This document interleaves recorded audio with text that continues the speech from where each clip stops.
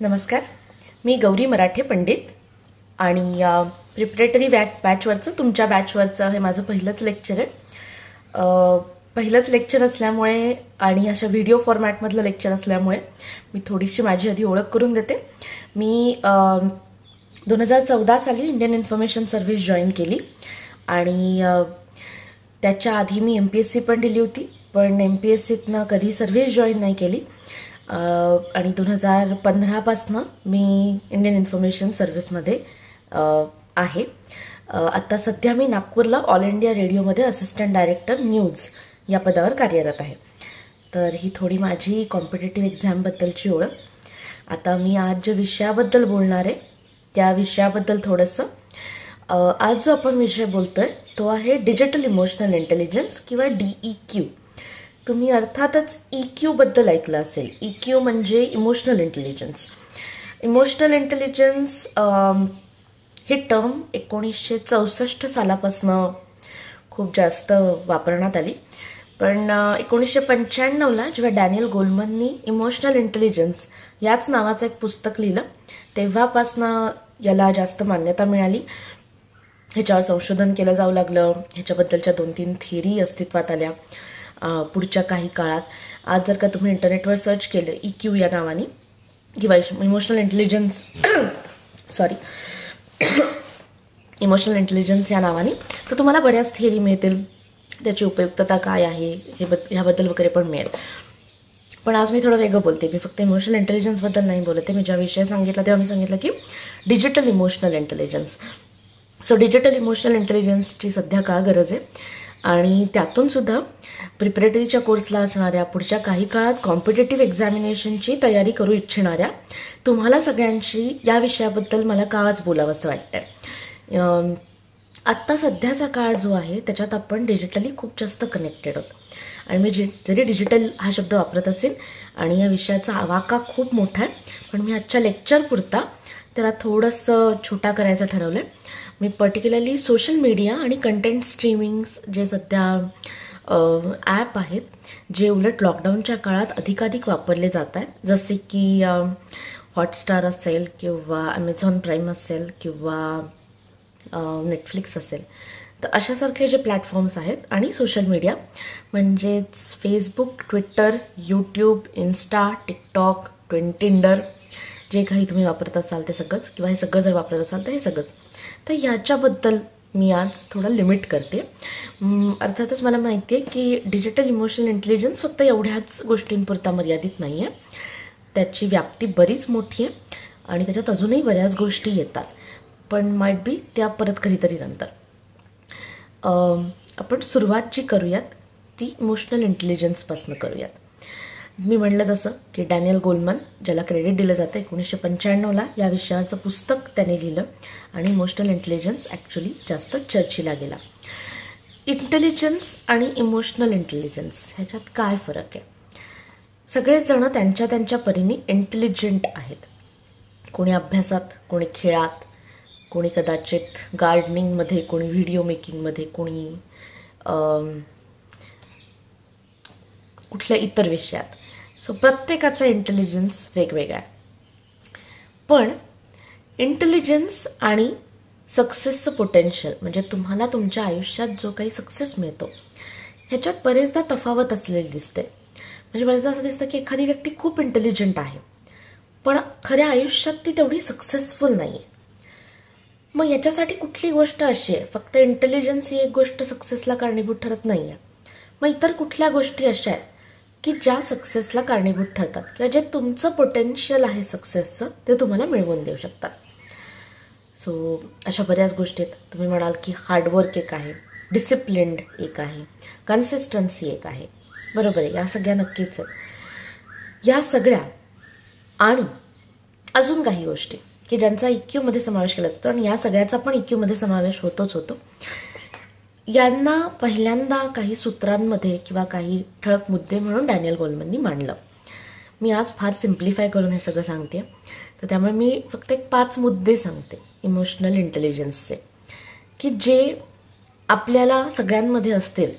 तर जर का आपण इंटेलिजंट असू एखाद्या फील्डमध्ये, माइट बी लँग्वेज फील्ड, की तुम्हाला लँग्वेज अॅक्युमेंट छान आहे, आणि तुमचं पोटेन्शियल ऑफ सक्सेस जे आहे ते तुम्हाला गाठायचं आहे. तर EQ जर का असेल किंवा EQचे हे जे 5 अगदी सिम्प्लिफाईड मुद्दे आहेत जे सांगते ते असतील तर तुम्ही नक्की ते गाठू शकाल. असंही इमोशनल इंटेलिजन्सची थेरी सांगते. और थेरी सांगते की वर्क ऑन दीज थिंग्स. ठीक आहे. सो पहिला काय, पहिला मला वाटतं चाणक्यात नेहमी बोलला जातो. सर त्याच्यावरचं लेक्चर घेतात, त्याच्यातनं तुम्ही तुमची दिशा कशी करिअरची ठरवाल, की जेणेकरून तुम्ही काय करताय, कशासाठी करताय, पर्पज काय आहे, कोहम वाला जो प्रश्न आहे त्याला काहीतरी तुम्ही स्वतःचं उत्तर शोधू शकाल. फार मोठा प्रश्न आहे हा, फार पुरातन काळापासून लोकांना पडत आलाय. त्याचं काही एका दिवसात आपल्याला उत्तर सापडतं असं नाहीये, पण निदान तो प्रश्न स्वतःला विचारू शकाल. म्हणजेच सेल्फ अवेअरनेस. ठीक आहे. स्वला ओळखा. तुम्ही कोण आहात, तुम्हाला काय आवडतं, तुमची काय इमोशन्स आहेत, कुठली गोष्ट अशी आहे की ज्याच्यामुळे तुम्हाला राग येतो, कुठली गोष्ट अशी की जी तुम्हाला दुःखी बनवते, कुठली गोष्ट अशी आहे जी तुम्हाला सुखी बनवते. स्वतःला ओळखून घेणं.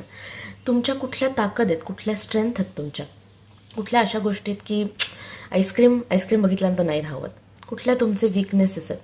So how to counter those weaknesses and how to build your strength.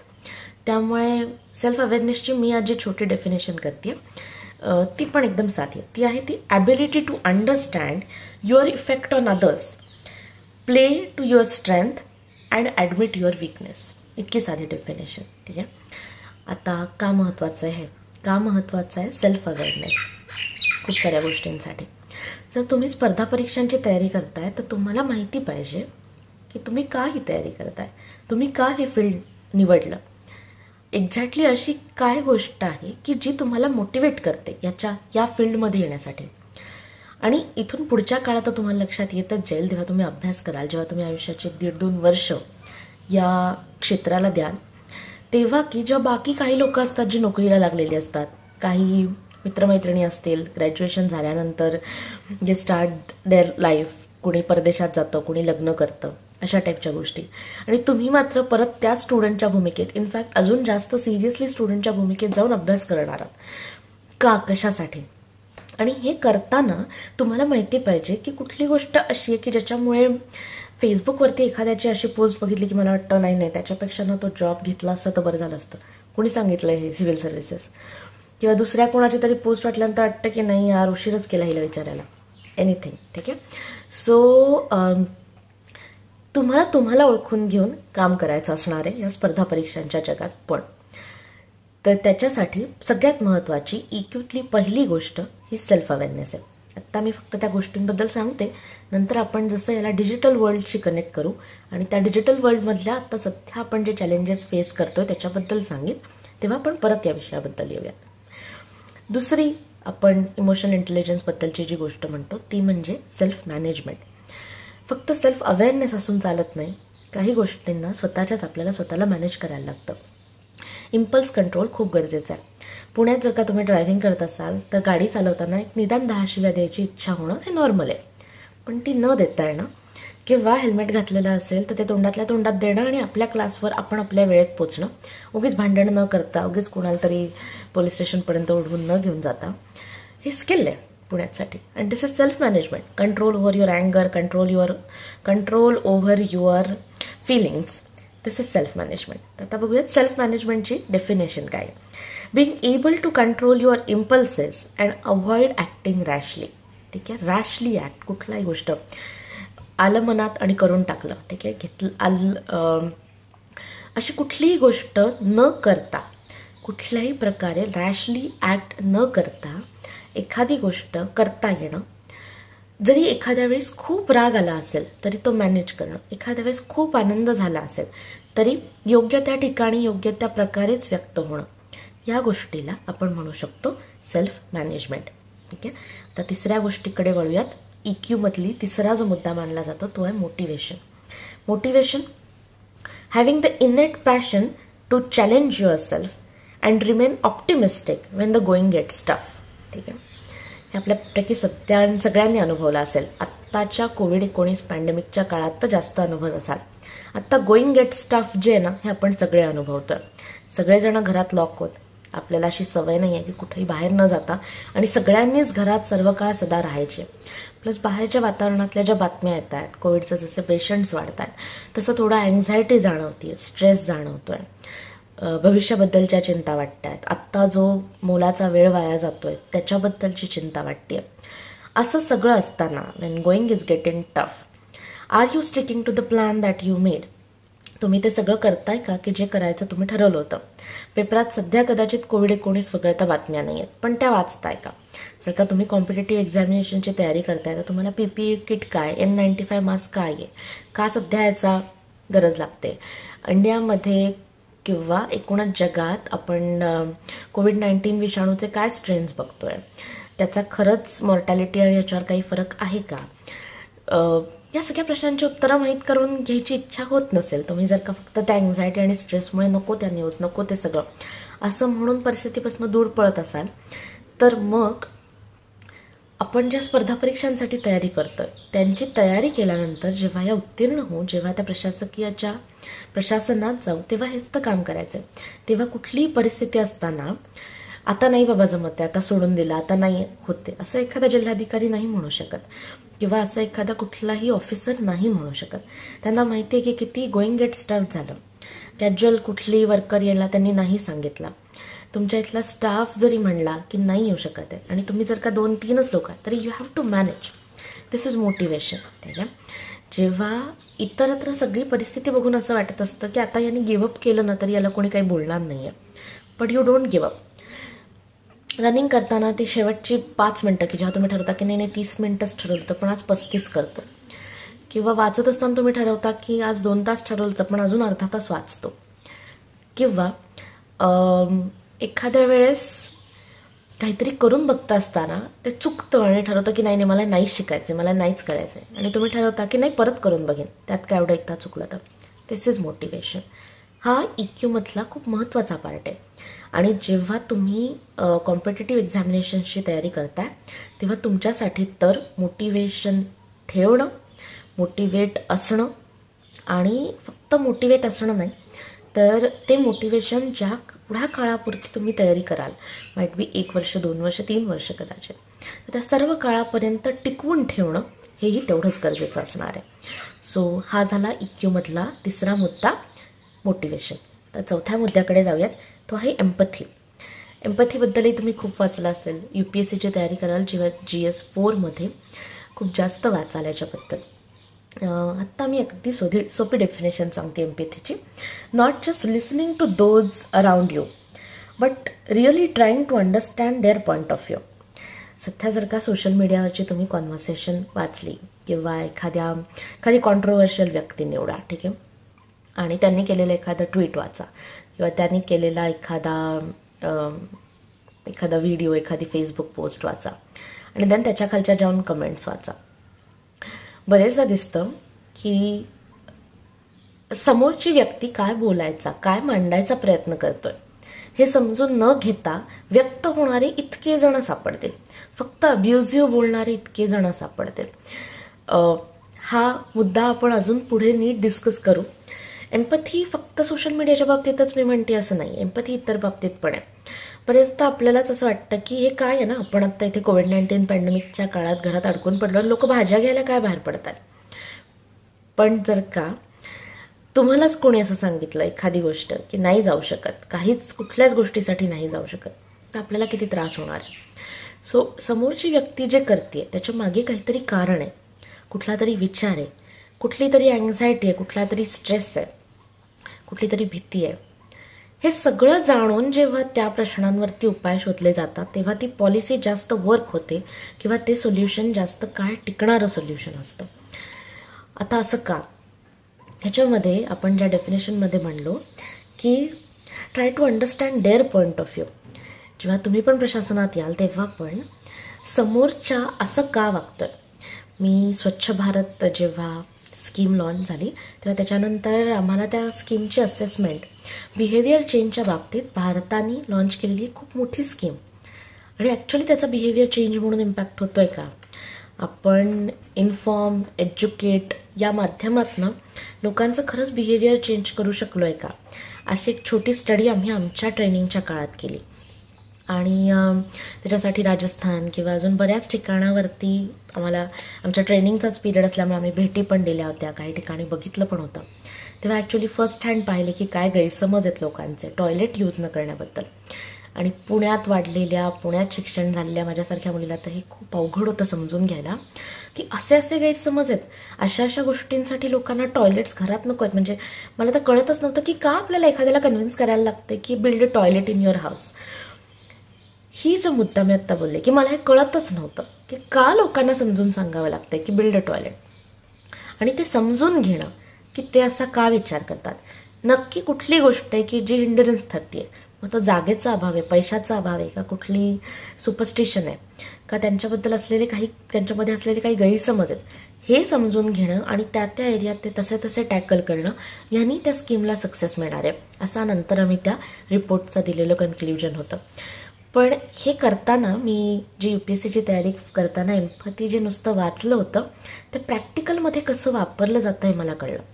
So तुम्हालाही EQमध्ये जर का एक सक्सेसफुल लीडर बनायचं असेल, कुठल्याही क्षेत्रात तुमचं जे पोटेन्शियल ऑफ सक्सेस आहे ते गाठायचं असेल, तर एम्पॅथी खूप महत्त्वाची गोष्ट असणार आहे. So this is the 4th point जो आपण EQबद्दल बोललो. आता 5वा मुद्दा तो आहे social communication. Social communication is की टू एव्हरीथिंग असं म्हणलं जातं. आत्ताही शासनाच्या ज्या बऱ्याच स्कीम आहेत त्याच्यामध्ये कम्युनिकेशन या लोकांपर्यंत पोहोचवा, लोकांना सांगा की एक्झॅक्टली काय.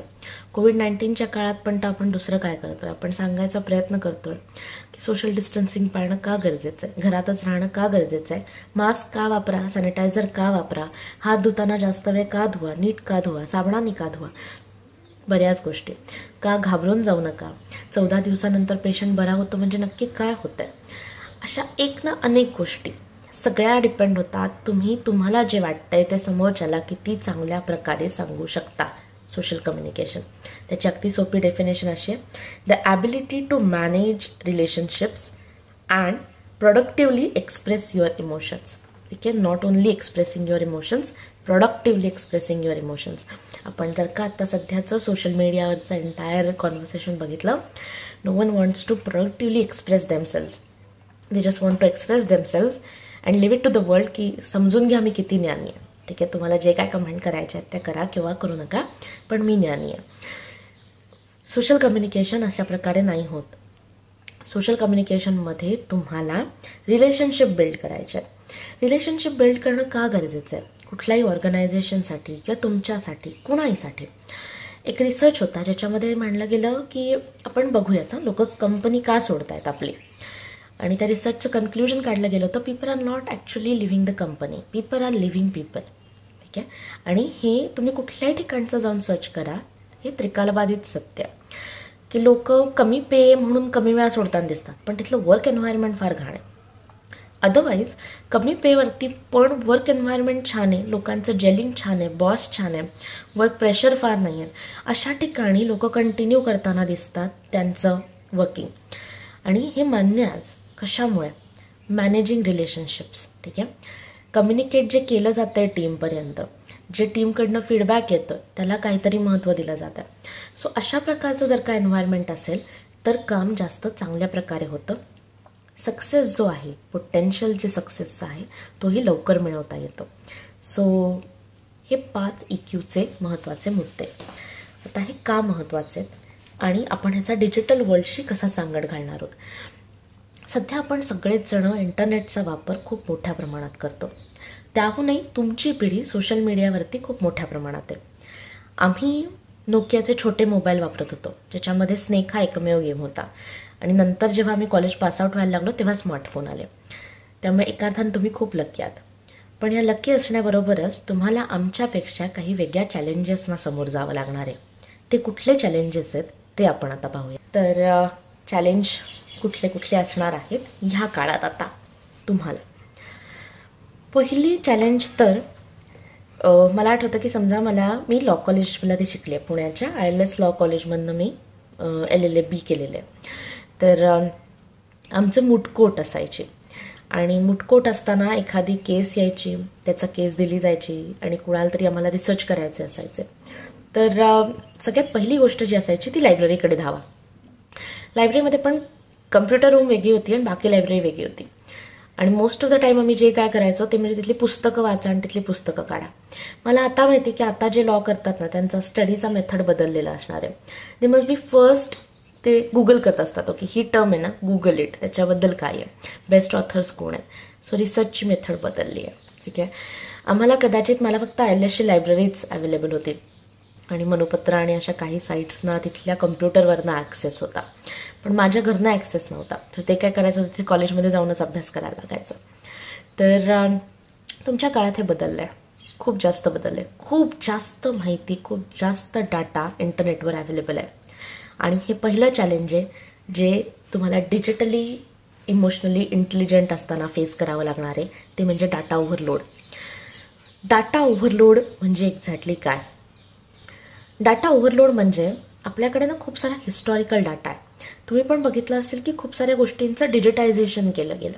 डिजिटायझेशन म्हणजे काय? तो सगळा डाटा आता कुणाला तरी ऍक्सेस करता येणार आहे. खूप सारी पुस्तकं अशी आहेत की जे आता त्याची डिजिटल कॉपी अवेलेबल आहे.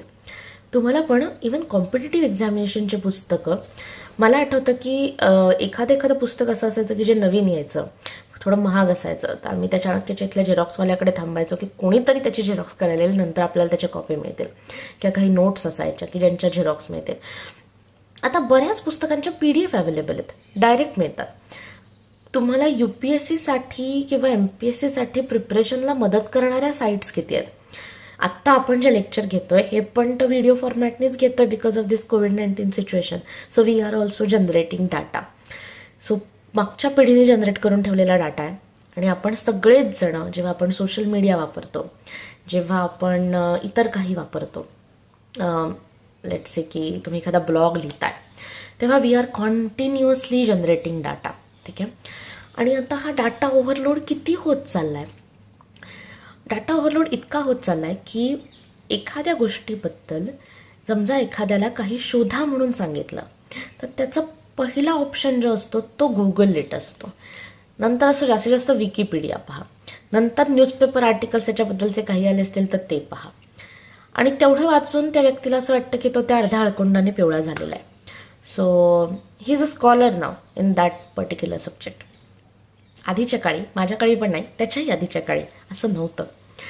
लोक दिवसेंदिवस घालवायचे लायब्ररीमध्ये, वर्षोनवर्ष घालवायचे एखाद्या छोट्याशा गोष्टीवर स्टडी करायला, एखाद्या वेगळ्या देशातली पुस्तकं मिळवायला, एखाद्या वेगळ्या भाषेतली पुस्तकं ट्रान्सलेट करून घ्यायला, आणि नंतर कुठेतरी स्वतःला स्कॉलर म्हणायचे. आपण 4 विकिपीडिया आणि अजून 2 स्कॉलरली आर्टिकल्स वाचून स्वतःला स्कॉलर म्हणतो आजकाल. मी पण अनेक सांगते, मी जरी या डिजिटल इमोशनल इंटेलिजन्सबद्दल बोलत असेल तरी मी याच्यातली स्कॉलर नाही आहे, कारण मी पण सेम मेथड वापरली आहे. मी पण काही गुगल केलंय, काही स्कॉलरली आर्टिकल्स वापरलेत. मला या विषयाबद्दल इंटरेस्ट निर्माण झाला होता कारण मी जेव्हा सर्व्हिस जॉईन केली तेव्हा प्रेस इन्फॉर्मेशन ब्युरो म्हणून सेंट्रल मिनिस्ट्रीच्या सगळ्या मिनिस्ट्रीच्या पब्लिसिटीचं काम करणारी आपल्याकडची एजन्सी आहे. तर मी PIB मध्ये होते आणि आम्ही सगळे यंग लोक जेव्हा सर्व्हिसमध्ये जॉईन झालो तेव्हा त्यांनी आम्हाला त्यांच्या सोशल मीडिया टीममध्ये घेतलं. आणि सोशल मीडिया टीममध्ये घेतल्यानंतर ट्विटर अकाउंट एस्टॅब्लिश करणं, फेसबुक अकाउंट एस्टॅब्लिश करणं, हाऊ गव्हर्नमेंट विल कम्युनिकेट ह्याच्याबद्दलचं ठरवणं, त्याचे काही ग्राउंड रूल्स फॉलो करणं, त्याच्यामध्ये ट्विटर इंडिया, फेसबुक इंडियाच्या ऑफिसर्सशी बोलणं, अर्थात आमचे सिनियर वगैरे असताना अशी काही कामं आम्ही काही काळात केली. तर त्यामुळे मला ॲक्च्युली या विषयाबद्दल थोडा इंटरेस्ट वाटायला लागला होता. नंतर आकाशवाणीत काम करताना असं फार कधी याच्याबद्दल वाचायची वगैरे संधी नाही आली, पण काही रिपोर्ट वाचले, काही आर्टिकल्स वाचले की परत ह्याच्यातला इंटरेस्ट जाणवायचा. सो आत्ता या काळात जेव्हा मी आत्ता सध्या वर्क फ्रॉम होम करते तर तेव्हा मला उलट जास्त इंटरेस्ट जाणवला आणि अजून मी थोडं वाचन केलं. अजून काही गोष्टी ज्या कात्रणं कापून ठेवली होती किंवा काही जे लिहून ठेवलं होतं ते परत चाललं आणि मला वाटलं की नक्की हा विषय असा आहे की याच्यावरती मी बोलू तर शकेन, मलाच निदान याच्यावरती अजून वाचायला, अजून अभ्यास करायला आवडेल. त्यामुळे मी आत्ताच मान्य करते की मी या विषयातली स्कॉलर नक्कीच नाही आहे, पण हा असा एक विषय आहे की जो मला वाटतो की जास्तीत जास्त बोलला गेला पाहिजे. जसं EQ 90s मध्ये भरपूर बोललं गेलं आणि त्याच्यावरती थिअरी झाल्या, खूप लोक त्याला डिस्प्यूटही करतात, पण निदान त्याच्यावरती चर्चा झाली. मला असं वाटतं आता DEQ हा आपल्या काळात खूप महत्त्वाचा असणारा विषय असणार आहे की तुम्हाला डिजिटल इमोशनल इंटेलिजन्स असला पाहिजे. म्हणून तर डाटा ओव्हरलोडबद्दल बोलताना हे मध्ये थोडासा पार्ट आला. डाटा ओव्हरलोडमध्ये काय येतं, डाटा ओव्हरलोडमध्ये येतं की तुम्ही जेव्हा एखादी गोष्ट सर्च करायला जाता तेव्हा इतका डाटा येतो. सो असंच एका व्यक्तीने भारतातली नसलेल्या एका व्यक्तीने लिहिलं होतं, when he searched I am going to visit Taj Mahal in India. So त्याला इतक्या ओपिनियन्स मिळाल्या. एक फार चांगली भारतातल्या कोणीतरी लिहिलेली, इंग्लिशमध्ये ऑफकोर्स, कदाचित कोरावरती आन्सर दिलं होतं त्यांनी की Wien should I visit Taj Mahal was the question, आणि ही आन्सर. सो देर वर एन नंबर ऑफ आन्सर. काही लोक सांगत होते की या टाईममध्ये व्हिजिट कर, काही लोक सांगत होते नाही नाही अगदीच वाईट आहे, बाहेर इतकं बकाल आहे, फक्त ती एक इमारत छान आहे जी तुम्हाला उलट फोटोजमध्ये छान दिसते, असं तसं. आणि ही वॉज रिअली कन्फ्यूज की आता काय करावं, आता ऍक्च्युली ताजमहाल बघायला इंडियात जावं का नाही जावं. So this is data overload is doing to us. ठीक आहे. डाटा ओव्हरलोडमुळे होतंय काय, तर डिसिजन घेणं खूप अवघड बनलंय. डिसिजन घेणं अवघड तर बनलेलं आहेच आहे, प्लस सतत ना एक कन्फ्युजनवाली भावना असते. कारण इंटरनेटवरती जेवढा डाटा आहे, जेव्हा गुगलवरती तुम्ही एखादा कीवर्ड सर्च कराल तेव्हा त्याच्यानंतर जे हिट्स येतात ते इतके आहेत की तुम्ही काही सगळे नाही चेक करू शकणार आहात ते, किंवा त्यातल्या निदान एक 50-60 रिलेव्हंट असेल तर तेवढे पण नाही वाचू शकणार आहात. आणि बिलीव्ह मी, हा डाटा वाढतच जाणार आहे. जसं जसं लोक अजून नेट फ्रेंडली होतील, जसं जसं अजून डाटा इंटरनेटवरती येत राहील तो वाढत जाणार आहे. सो एखाद्या छोट्या गोष्टीसाठी तुमच्याकडे 50 ते 60 आर्टिकल्स आहेत, त्यातलं सगळ्यात बेस्ट कुठलं, लोकांनी किती कुठलं वाचलेलं आहे, अशाबद्दलचे बरेच सॉफ्टवेअर्स येत आहेत, बरेचसे येत आहेत. पण एक लक्षात घ्या, कुठेतरी आपण सगळं वाचलेलं नाहीये हे मनात असणारच, पण आपण वाचलेलं पण आहे, आपल्याला कळतं पण, हे पण मनात असणार. अशा वेळेला डाटा कन्फ्युजन निर्माण करतोय, डाटा स्ट्रेस निर्माण करतोय. आणि हे कसं थांबवायचं हे नाही कळत आहे. ठीक आहे. डाटा ओव्हरलोडच्या बाबतीत किंवा डाटा कसा मॅनेज करायचा ह्याच्या बाबतीतल्या काही गोष्टी आहेत ज्या थोड्याशा सांगते.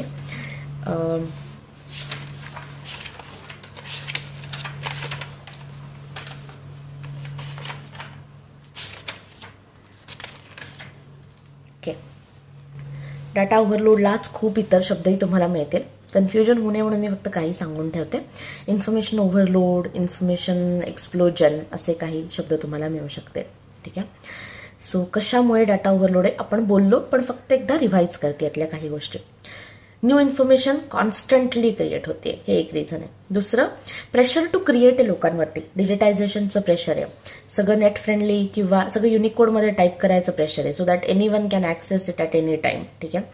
त्याच्यानंतर आता सिम्प्लिसिटी आली आहे क्रिएटिंगमध्ये. जुन्या काळा इतकं राहिलेलं नाहीये की ज्याच्यात तुम्हाला ऍक्च्युली खूप शिकावं लागत होतं. नाऊ असं म्हणलं जातं की any one can be a content creator, any one can be a journalist.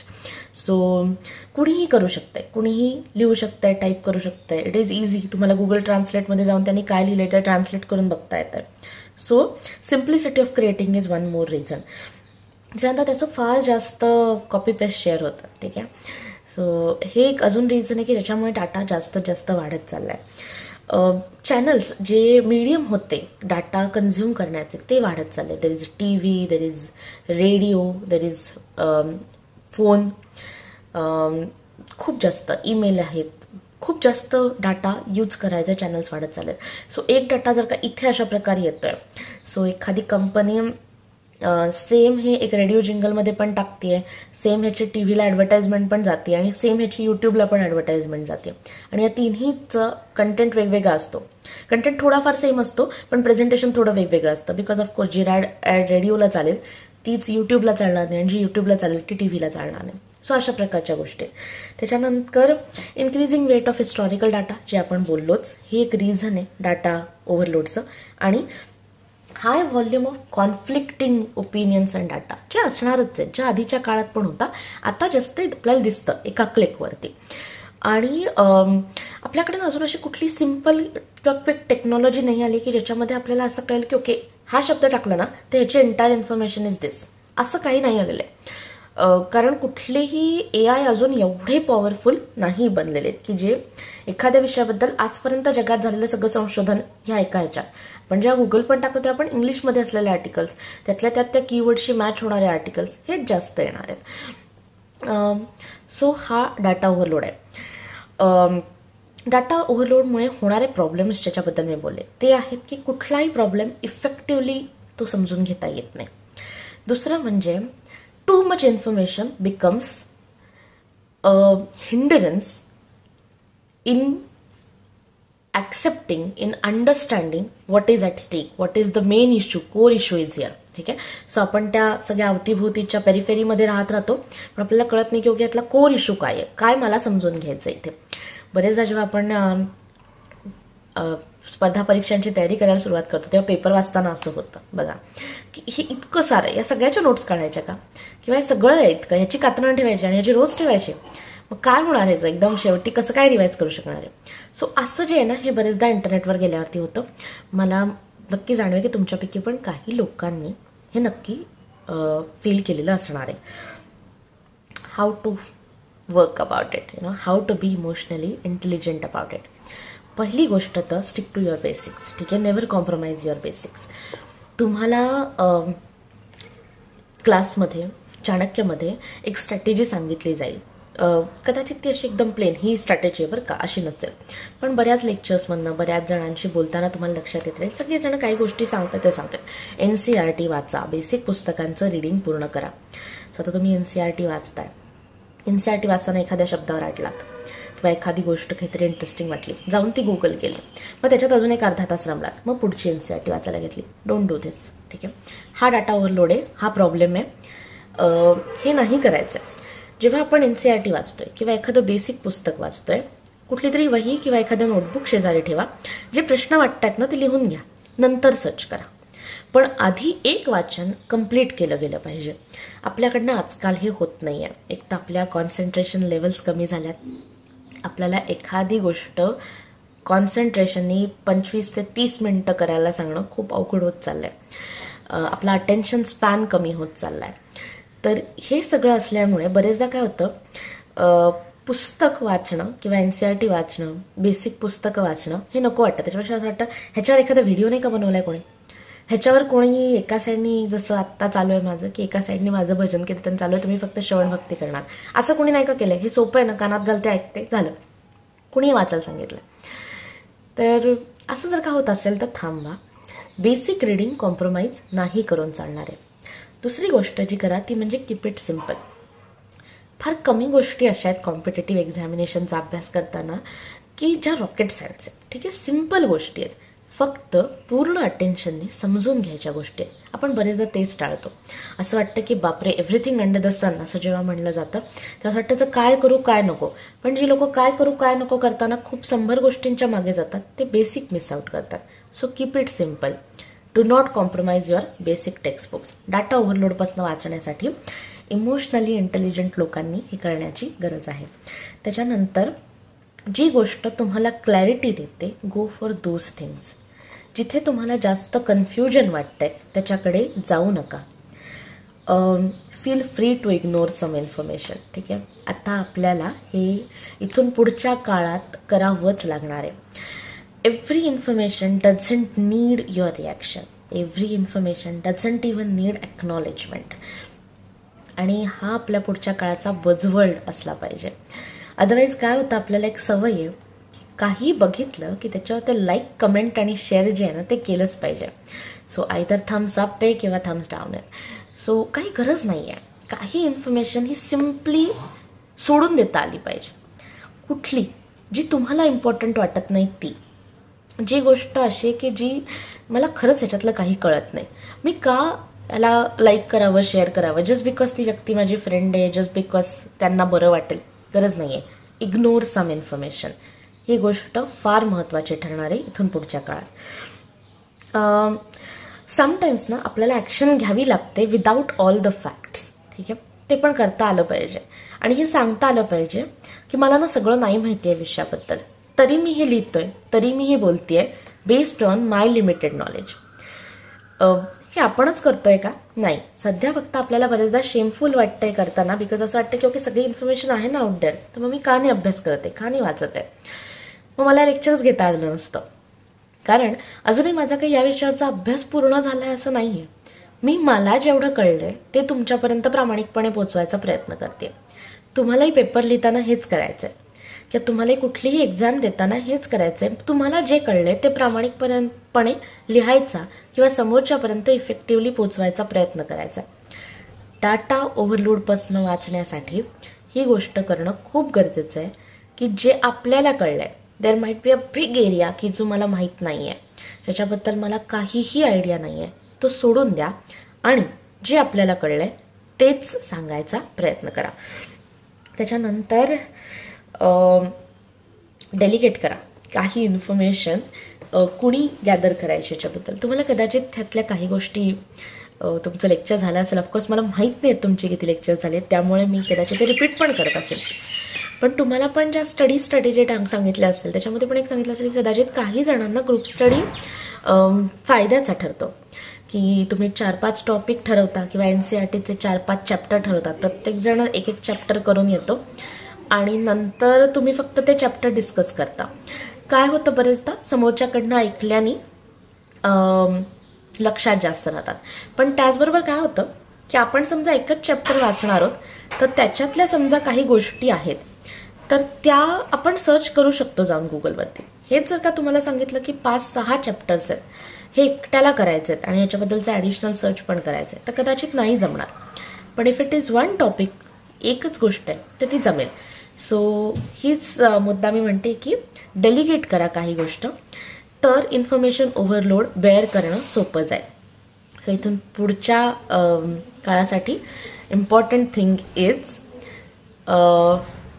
Understanding information overload, understanding data overload आणि finding out ways to live with it, to deal with it. ठीक आहे. So हा digital emotional intelligence मधला मला discuss करावा वाटला असा पहिला मुद्दा होता. आता आपण दुसऱ्या मुद्द्याकडे वळूयात. सो आतापर्यंत आपण पाहिल्या 2 गोष्टी. एक म्हणजे आपण इमोशनल इंटेलिजन्स ही टर्म पाहिली आणि इमोशनल इंटेलिजन्सचे 5 मेन कंपोनंट्स पाहिले. त्याच्यानंतर इमोशनल इंटेलिजन्स ज्या डिजिटल गोष्टींबद्दल आपल्याला वापरायचं आहे त्यातली पहिल्या गोष्टीबद्दल आपण बोललो, ती होतं इन्फॉर्मेशन ओव्हरलोड किंवा डाटा ओव्हरलोड. आता दुसऱ्या गोष्टीकडे वळूयात, ती आहे सोशल मीडिया ॲडिक्शन. मला का वाटतं की सोशल मीडिया ॲडिक्शन ही महत्त्वाची गोष्ट आहे किंवा सोशल मीडिया ॲडिक्शन ही आपल्याला डिजिटल इमोशनल इंटेलिजन्समध्ये कन्सिडर करावी लागणार आहे. जेव्हा मी ॲडिक्शन म्हणते तेव्हा बरेच लोक म्हणतील की नाही, आम्ही ॲडिक्टेड नाही आहोत, आम्ही सोशल मीडिया बराच वेळ वापरतो, आम्हाला व्हॉट्सॲप, फेसबुक, ट्विटरवर असायला आवडतं, टिकटॉकचे व्हिडिओ बघायला आवडतात, but we are not addicted. आम्ही कदाचित सध्या कोविड-19च्या लॉकडाऊनमुळे बराच वेळ घरात आहोत म्हणून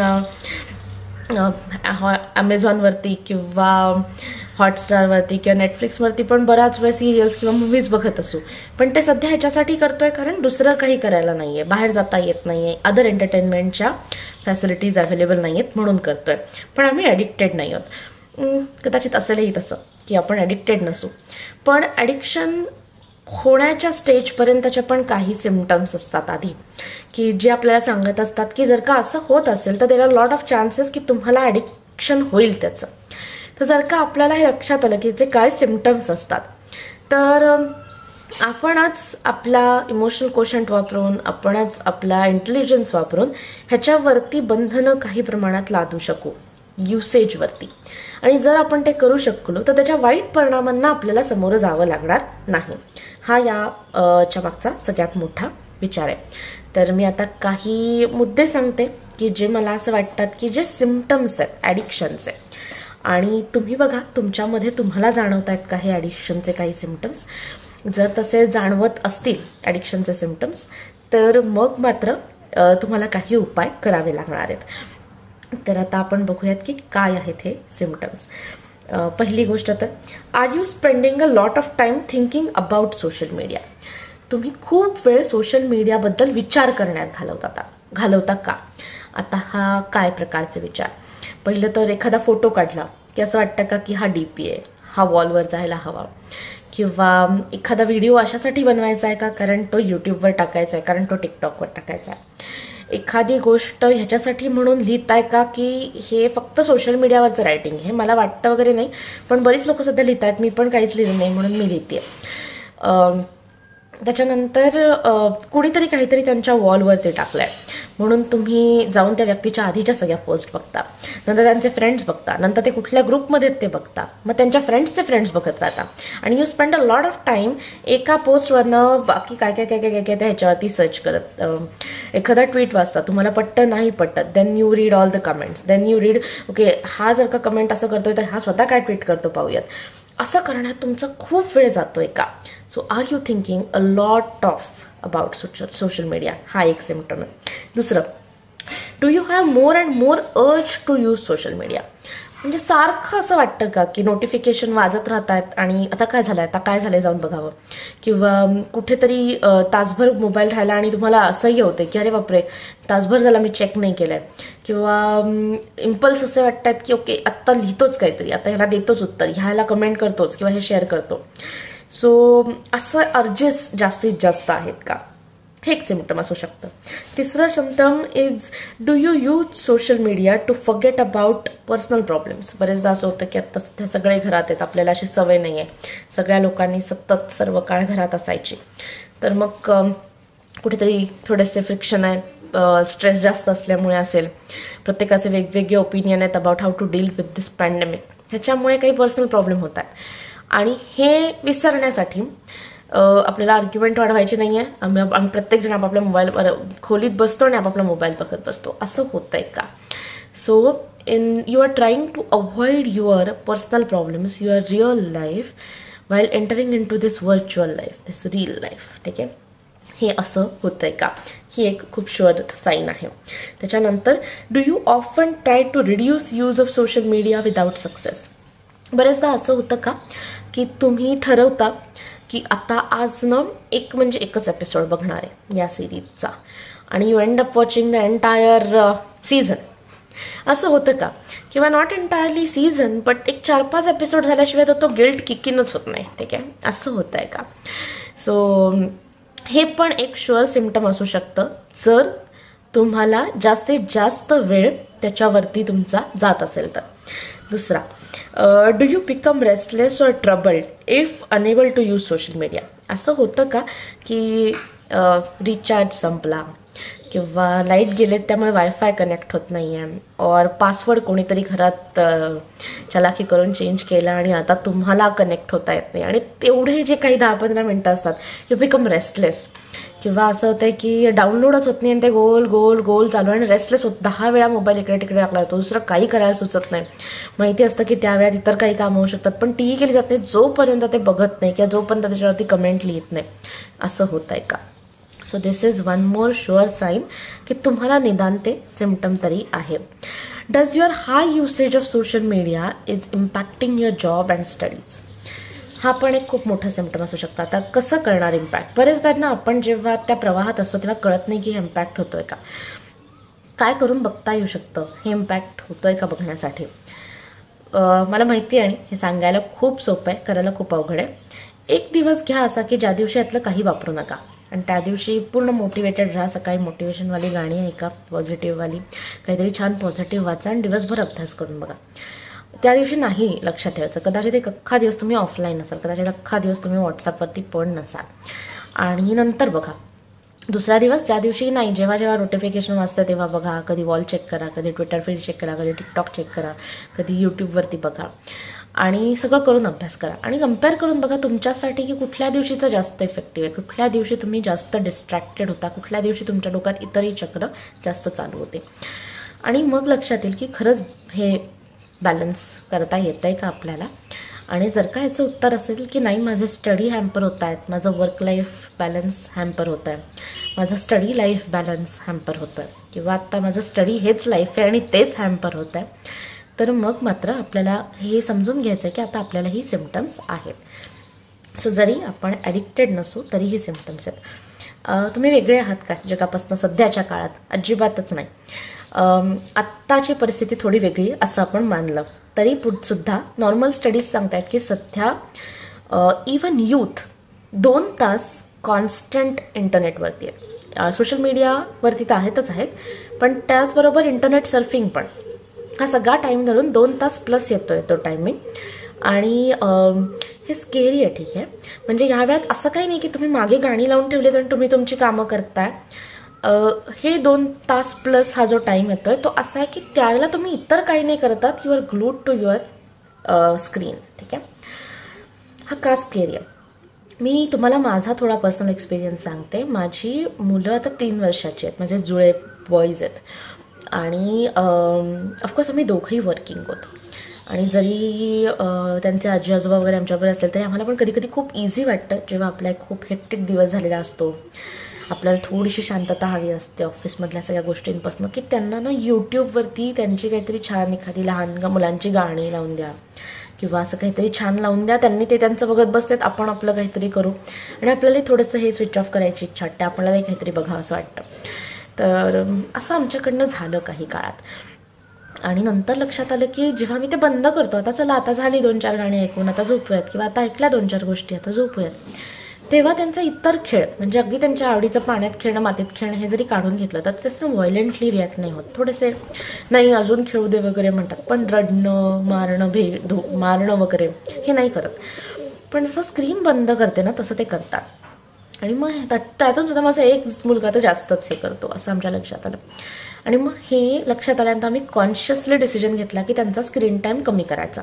मला तो किती कमी म्हणून थोडंसं शोधलं. मला तसाही या विषयात थोडा इंटरेस्ट होताच, म्हणून मग अजून शोधलं की किड्ससाठी, या वयातल्या किड्ससाठी काय स्क्रीन टाईम डॉक्टर सजेस्ट करतात.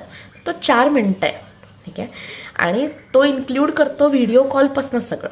सो मी कदाचित माझ्या आईवडिलांशी घरी फोनवरती बोलते तर तेच 10 मिनिटं होतं, म्हणजे त्यांचा दिवसभरातला स्क्रीन टाईम संपलाय. आता त्यांना मी नाही गाणं दाखवू शकत आहे. सो अगदी आपण खूप रिअलिस्टिक म्हटलं की नाही कदाचित 10-15 मिनिटात आता त्यांनी स्क्रीन टाईम त्यांना दिला पाहिजे. तर डॉक्टर ते सुद्धा रेकमेंड करत नाही आहेत. आणि आपण किती वेळ दाखवतोय ह्याचा विचार करायला लागला मग आम्हाला पण. मग त्याच्यात थोडंसं वाचलं, थोडं अजून सर्च केलं, तेव्हा लक्षात आलं ते त्यांचं इमॅजिनेशन बंद करतात. आमच्या लहानपणी पण चॉकलेटचा बंगला किंवा त्यांच्यासारखीच काही गाणी होती. आला फेरीवाला असेल किंवा चांदोबा लपला झाडीत अशी त्यांची गाणी असतील. कदाचित तुम्ही पण ऐकली असेल, मराठी जर का गाणी ऐकली असतील तर, किंवा काही वेगळी असली असेल, नानी तेरी मोरनी को, हे सगळेच ऐकतात कारण त्यामुळे. पण आपण कुठेतरी ते इमॅजिन करायचो, नानी तेरी मोरनी को मोर ले गए. ही मुलं जेव्हा यूट्यूबवरती तो व्हिडिओ बघतात तेव्हा त्या नानीचं एक चित्र, त्या मुलाचं एक चित्र, ते एक बरेचदा थोडंसं सुमार दर्जाचं ॲनिमेशन हे ते बघतात. आणि कुठेतरी असं वाटतं की त्यांचं जे कल्पनाविश्व बहरू शकतो. असावा सुंदर चॉकलेटचा बंगला म्हणताना तो कसा असेल हे प्रत्येकाचा वेगळा असतो ना. तो जसं आपण कवितेबद्दल म्हणतो की कविता वाचल्यानंतर प्रत्येक जणाला ती वेगळ्या प्राणाने भावते, तसं ही गाणी ऐकल्यानंतर प्रत्येक जणांचं कल्पनाविश्व वेगळं असतं. कुणाला त्यांना आवडणारं एखादं चॉकलेट दिसेल किंवा कुणाला तो असं काहीतरी वेगळाच चॉकलेटचा बंगला दिसेल. हे यूट्यूबचे व्हिडिओ बघून त्यांचं कल्पनाविश्व फार लिमिटेड होतं. जर हे त्यांच्याबरोबर होतं तर थोडंसं आपल्याबरोबर पण होतं. आपण कुठेतरी आपल्या कल्पनाशक्तीला काही लिमिटेशन्स लावायला लागतो. हे मी जसं लहान मुलांच्या बाबतीत सांगितलं, कदाचित तुम्हाला सगळ्यांना एवढं रिलेट नाही होणार, बिकॉज आत्ता ज्या स्टेजला मी आहे 30s आणि हॅव्हिंग चिल्ड्रन असं वाल्या याच्यामध्ये, तुम्ही याच्यात नाही आहात. मी फक्त उदाहरण एवढ्यासाठी दिलं की इव्हन लहान मुलांवरती याचा परिणाम होतो. आणि एवढ्या लहान वयाच्या मुलांना पण डिजिटल डिटॉक्सची गरज पडते. तर तुम्हाला तर नक्की पडते, कारण तुम्हाला पण आणि मला पण, मी ह्याला स्वतःला माझ्या ह्याच्यातनं एक्सक्लूड नाही करत आहे, तर आपल्याला सगळ्यांना तर नक्कीच पडणार आहे. डिजिटल डिटॉक्स त्याच्यामुळेच इनवर्ड बनत चालला आहे. तुम्ही काय करू शकता, अगदी सोप्या साध्या गोष्टी ज्या कुठल्याही इमोशनली इंटेलिजंट व्यक्तीने या वेळेला केल्या पाहिजेत. सगळ्यात पहिली गोष्ट म्हणजे ज्याला म्हणतो आपण काही सेक्रेड टाईम ठरवा तुमचा, ज्या वेळेला नाही वापरायचा. तो कदाचित ब्रेकफास्ट, लंच, डिनर हे टाईम असेल की या वेळेला मोबाईल वाजला तरी मी घेत नाही. बॉस किंवा तुमचे कोणी सर आणि असे असेल तर त्यांच्यासाठी एखादा वेगळा रिंगटोन देऊन ठेवा, सो दॅट तुम्हाला लक्षात येईल की ती रिंगटोन वाजली तरच घ्यायचं आहे, अदरवाईज नाही घेणार आहे. हे करता येऊ शकतं. दुसरी गोष्ट ठरवू शकता जी खूप अवघड आहे पाळायला, पण तरी पण, की मी समजा काही बघतेय तर आय पुट अ लिमिट, की समजा मी 1 तास बघते रोज, तर मी रोज 1च तास बघते. मग नो मॅटर ते कुठल्याही इंटरेस्टिंग पॉईंटवरती का आलेलं असेल ना, मी 1च तास बघते आणि मी ते ठेवते स्वतःसाठी, दॅट डिलेड ग्रॅटिफिकेशन. ठीक आहे, की आज 1च तास बघ, आता वाच, हे वाचलं ना तर उद्या बघता येणार आहे. डिलेड ग्रॅटिफिकेशनचा सक्सेसमध्ये फार मोठा पार्ट आहे. जर तुम्हाला कोणाला ह्याच्याबद्दल अजून वाचायचं असेल तर नक्की गुगल करा. ठीक आहे. पण हे करायला शिका, जमलं तर, की फिक्स टाईम ठरवायचा आणि तेवढाच वेळ बघायचं. काही सेक्रेट टाईम ठरवायचे ज्या वेळेला बघायचं नाही. दुसरं एक आपल्याला डिजिटल डिटॉक्ससाठी करता येतं ते म्हणजे की जर का अभ्यास करताय तर कॉन्शियसली टाईम ठरवून घ्यायचे की ज्या वेळातच मी चेक करेन. माइट बी व्हॉट्सॲप, फेसबुक आणि ट्विटर. तुमचे जे एंगेजमेंट असेल या प्लॅटफॉर्मवरती पण, इवन यूट्यूब किंवा जे काही तुम्ही धरा, टिकटॉक, ती जास्त मिनिंगफुल असेल. बरेचदा आपल्याला जेव्हा टाईम कन्स्टंट असतो ना तेव्हा आपण उगीच सगळं थिल्लर नाही बघत बसत. मग तेव्हा ॲक्च्युली तुमची एखादी मित्रमैत्रिणी असेल तर त्यांनी काय लिहिलंय हे जाऊन वाचाल नक्की. किंवा कोणीतरी आशाने बनवलेला व्हिडिओ बघाल की जो ॲक्च्युली तुम्हाला आवडतो.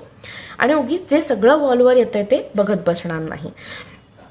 तिसरा एक चौथा मुद्दा डिजिटल डिटॉक्सबद्दलचा तो म्हणजे, आणि हे बरेच लोक सांगतात की रात्री झोपण्यापूर्वी स्क्रीन नाही. कशासाठी हे सांगितलं जातं? एकतर सोशल मीडियावरचं जे किंवा सोशल मीडिया जशा प्रकारे डिझाईन केले जातात, ठीक आहे, हे ना डोपामाइन इंड्युसिंग वर्क एन्व्हायरमेंट किंवा डोपामाइन इंड्युसिंग एन्व्हायरमेंट त्याच्यामध्ये असतं. लक्षात घ्या, आपल्याला जेव्हा लाईक करावं असं वाटतं, आपल्याला जेव्हा कमेंट करावीशी वाटते, शेअर करावं असं वाटतं, किंवा हे सगळं करायची आपल्याला तिथे मुभा आहे, ह्याच्यातच थोडं असं वाटतं ते जे रिवॉर्ड असतं ना, आपल्याला सतत हवं असतं. कोणीतरी आपल्याला छान म्हणतंय, कोणीतरी आपल्या फोटोवरती हार्ट पाठवतंय, आता कुणी टाकलं, आता कुणी लाईक केलं, आता कुणी काय कमेंट केली, we keep on doing this in brain. हे जे डोपामाइन इंड्युसिंग एन्व्हायरमेंट आहे हे रिवॉर्ड मेकॅनिझमशी रिलेटेड आहे आपल्या ब्रेनमधल्या. तर जेव्हा हे असं सतत चालू राहतं तेव्हा आपलं स्लीप सायकल अफेक्ट होतं. एक गोष्ट. दुसरी गोष्ट म्हणजे रात्री स्क्रीनकडे स्टेअर करत बसल्यामुळे जे अंधारामुळे आपल्या ब्रेनला जाणारे सिग्नल्स असतात की आता झोपायची वेळ झाली आहे, रिलॅक्स व्हायची वेळ झाली आहे, ते पण जात नाही. आणि त्याच्यामुळे पण स्लीप क्वालिटी अफेक्ट होते. सो ॲक्च्युली जर का तुम्हाला 6 तास झोपायचीच गरज असेल तर तुमची 8 तासाची ती झोपेल, बिकॉज तुमची स्लीप क्वालिटी खूप चांगली नाही आहे. प्लस या सगळ्यामुळे वाढणारी जी अँझायटी, स्ट्रेस आणि भीती कुठल्याही वेगवेगळ्या प्रकारच्या, या ज्या सगळ्या असतात त्याच्यामुळे पण स्लीप क्वालिटी हॅम्पर होऊ शकत असते. त्यामुळे एक आपण ठरवू शकतो की रात्रीचा कुठलाही एक टाईम जो तुमच्यासाठी कम्फर्टेबल आहे, प्रेफरेबली झोपेच्या अर्धा तास 1 तास आधीपर्यंतचा, की जेव्हा स्क्रीन वापरणार नाही, जेव्हा मोबाईलपासून लांबच राहील. माइट बी वाचता झोपेन, माइट बी गाणी ऐकता झोपेन, दीज काइंड ऑफ थिंग्स, पण नो स्क्रीन. ठीक आहे. सो ह्या काही गोष्टी डिजिटल डिटॉक्ससाठी तुम्ही करू शकता. अर्थात हे प्रश्न स्वतःला विचारायचं. ठीक आहे. आपण जेव्हा EQ बद्दल बोललो तेव्हा एका गोष्टीबद्दल मी बोलले होते आणि ती पहिलीच गोष्ट होती ती म्हणजे सेल्फ अवेअरनेस. तुम्हाला स्वतःला जर का अवेअरनेस असेल की use of social media, use of digital world, is it your strength और इज इट युअर वीकनेस, तर तो तुम्ही तुमच्या अभ्यासासाठी योग्य प्रमाणे वापरू शकाल. आता सध्या बऱ्याच साईट्स आहेत UPSCच्या बाबतीत, MPSCच्या बाबतीत, व्हिडिओज अवेलेबल आहेत, खूप सगळा डाटा आहे. त्यातला काही खरंच चांगला आहे, मी सगळ्या वाईट असं म्हणतच नाही आणि तो नाही पण आहे. खूप चांगला डाटा काही आहे, काही तुम्हाला इतकं इझी सिम्प्लिफाईड करून दिलं असतं, काही छान फिगर्स काढलेले असतात की जे आपल्याला लक्षात राहायला मदत करतं. तर मग ॲक्च्युली त्याचा वापर करू शकता. But you need to understand की आपल्याला आपल्या स्ट्रेंथवर प्ले करायचं आहे. सो जर का मी 1 तास ह्या सगळ्या मीडियमचा वापर करतो तर ती माझी स्ट्रेंथ आहे. पण मी 4 तास फक्त सगळं डाउनलोड करून ठेवते आणि नंतर वाचत त्यातलं काहीच नाही, कारण की माझे मेन 4 तास अभ्यासाचे सगळं शोधून डाउनलोड करूनच ठेवण्यात झाले. आणि आता ते इतक्या जीबीचं दिसतंय की असं वाटतं की अरे कधी वाचून होणार सगळं, आणि मग त्या टेन्शनने मी काहीच वाचत नाही. असं जर का होत असेल तर मग ते चुकीचं आहे. त्यामुळे फिक्स टाइम करणं किंवा तुमच्या प्लॅनमध्ये ह्याला पण टाइम देणं खूप गरजेचं आहे. सो सेल्फ अवेअरनेस हा जो आपण इमोशनल इंटेलिजन्समधला मुद्दा वापरला होता हा इथे पण वापरा. Use of social media, is it your strength, is it your weakness, if it is your weakness, how you will convert it in to your strength, हा सगळ्यात महत्त्वाचा मुद्दा असणार आहे. डिजिटल डिटॉक्स बरोबर किंवा डिजिटल ॲडिक्शनबद्दलचं, सोशल मीडिया ॲडिक्शनमध्ये पण एक अजून गोष्ट बोलली जाते आणि जी मला असं वाटतं बरंच यूथ ह्याच्यापासून सफर करत आहे. अगेन मी वाचलेल्या गोष्टींमध्ये सांगते, तुम्हीच मला सांगा तुम्हाला हे पटतंय का ह्याच्यामध्ये. ती आहे फिअर ऑफ मिसिंग आउट. ठीक आहे. त्याला बरेचदा FOMO, fear of missing out असं पण म्हणलं जातं. तर फिअर ऑफ मिसिंग आउट काय आहे? फिअर ऑफ मिसिंग आउट म्हणजे बरेचदा एखादी काहीतरी गोष्ट घडते तुमच्या आजूबाजूला, सो कोणीतरी काहीतरी ट्विट केलं आणि त्याच्यावरची एखादी बातमी आली, कुठल्या तरी सिरियलमध्ये काहीतरी घडलं आणि त्याच्यावरचं एखादं एंटरटेनमेंटमधलं आर्टिकल आलं, किंवा तुमचा सगळा ग्रुप जमलाय आणि तुम्ही बघत नसलेल्या गोष्टींबद्दल ते बोलतायत. सो लेट्स से की काही पॉप्युलर सिरीज फ्रेंड्स आणि GOT, सो ते गेम ऑफ थ्रोन्सबद्दल बोलतात पण तुम्ही कधी बघितलीच नाही आहे ती. So they use words like winter is coming, red wedding, आणि तुम्हाला रेफरन्सेसच लागत नाही आहेत. हे काय आहे? Fear of missing out. ठीक आहे. आणि त्याच्यामुळे जरी तुमचं इन्क्लिनेशन फ्रेंड्सकडे असेल पण तुम्ही जाता आणि गेम ऑफ थ्रोन्स बघता बिकॉज असं वाटत असतं की माझा अख्खा ग्रुप याच्याबद्दल डिस्कस करतोय नो, मला काही कळतच नाही आणि ते काय बोलतात. So this is fear of missing out. Fear of missing आउटमुळे स्ट्रेस वाढतो. फिअर ऑफ मिसिंग आउटमुळे असं वाटायला लागतं की मला काही येतच नाही, मला काही कळतच नाही, सगळं सध्या जे इन थिंग आहेत त्या मला आवडतच नाहीत, मीच ऑड आहे का, अशा प्रकारच्या गोष्टी. So self doubt, self esteem affect होणं, अशा गोष्टी याच्यातनं घडतात. फिअर ऑफ मिसिंग आउट आम्ही थोडंफार फेस केलं. ठीक आहे. प्रत्येक जनरेशन फेस करते. तुम्ही जास्त करताय,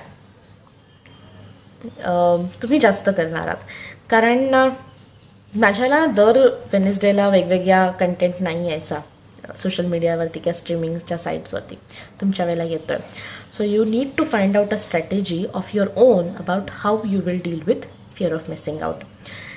एक महत्त्वाची आणि शॉर्ट गोष्ट म्हणजे ते डिफरन्स करा की ठीक आहे मी काही गोष्ट मिस करते, पण मी जर का ते माझ्या अभ्यासासाठी करत असेल तर I am getting my priorities clear. परत ते सेल्फ अवेअरनेसवरती आपण येतो. If you are self aware तर नंतर GOT बघू शकता ना, नंतर हे रेफरन्सेस अजून छानपणे वापरू शकता. तर सध्या गरज नाही आहे. आत्ता सध्या त्याच्यावरनं कमीपणाची भावना येऊन द्यायची गरज नाही आहे. सो जर का हे जमलं तर तुम्हाला पण अभ्यासांवरती जास्त कॉन्सन्ट्रेट करता येईल.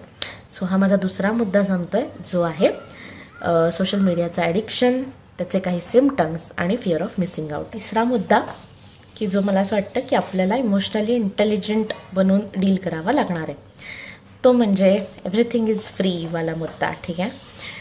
Most of the things on the internet are free. तुम्हाला बऱ्याच फ्री गोष्टींची सवयी लावली जाते. सो लेट्स से फेसबुक, त्याच्यासाठी तुम्ही काही पैसे नाही देतात. You are getting connected with your old friends, तुमचे कॉलेजचे, तुम्ही दुसऱ्या शहरात राहत असतानाचे मित्रमैत्रिणी. ट्विटर, तुम्ही स्वतःला व्यक्त करताय, अभिव्यक्ती स्वातंत्र्य आणि फ्रीमध्ये असणं. Everyone can comment on anything that is happening in the world. ठीक आहे. फ्रॉम डोनाल्ड ट्रम्प टू आपल्या इथला local politician, anything you can comment on anything. हे सगळं फ्री आहे बऱ्यापैकी. इव्हन काही कंटेंट स्ट्रीमिंग प्लॅटफॉर्म पण असे आहे जसं की यूट्यूबने, पण आत्ता यूट्यूब प्रीमियम केलं सुरू, पण otherwise it's free right. So if it is free then understand you are the product. ठीक आहे. आता ह्याचा काय अर्थ होतो की you are the product.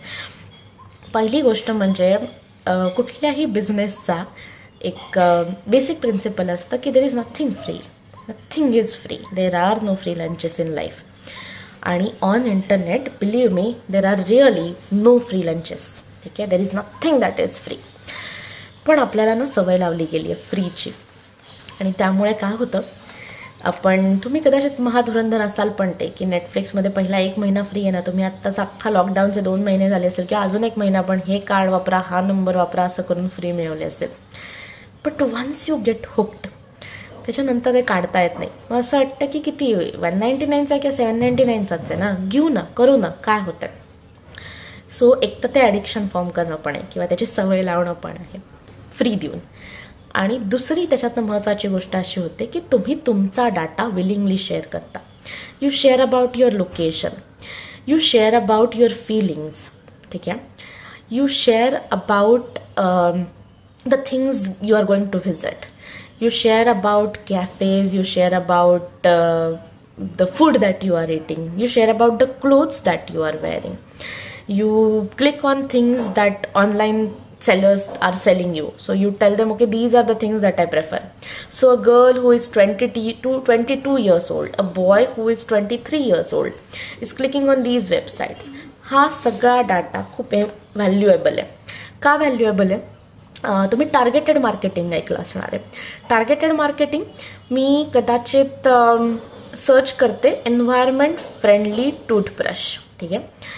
So मी जेव्हा एन्व्हायरमेंट फ्रेंडली टूथब्रश सर्च करते गुगलवरती आणि मी एखाद दुसऱ्या साईट्स ओपन करते आणि देन आय डिसाईड ओके नाही मला विकत घ्यायचं आहे.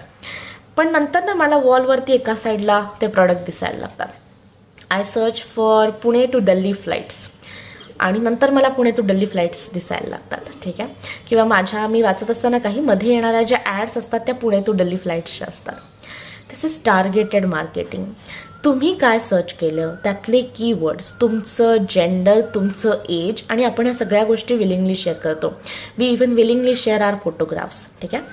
आणि हा सगळा डाटा ह्याचा उपयोग करून तुमच्यापर्यंत प्रॉडक्ट्स जी तुम्हाला सूट होत आहेत ही पोहोचवली जातील. ठीक आहे. ॲडव्हर्टायझिंगच्या जगात आता हे नवीन रेव्होल्युशन होत पाहिलंय. एक ॲडव्हर्टाइजमेंट सगळ्यांनाच अपील करते असं नाहीये. बरेचदा आपण कोका कोलाच्या आणि ह्याच्या ॲड बघतो. ठीक आहे. ज्याच्यामध्ये कोणीतरी एक हिरो खूप काय काय धावतो आणि एक कोका कोला किंवा थम्सअप त्याला मिळतं. पण या ॲडनं एक लार्जर पॉप्युलेशनला अपील होतात म्हणूनच तशा टाईपच्या ॲड बनतात. पण सगळ्यांनाच नाही अपील होत. म्हणजे पर्टिक्युलरली खूप कमी मुलींना त्या अपील होतील. वुड लाईक अ गर्ल की जी बाईकवरती आहे, जी चेज करते आणि नंतर ती कोका कोला पिते, मला जास्त अपील होईल ती ॲड. ठीक आहे. माझं पर्सनल चॉईस.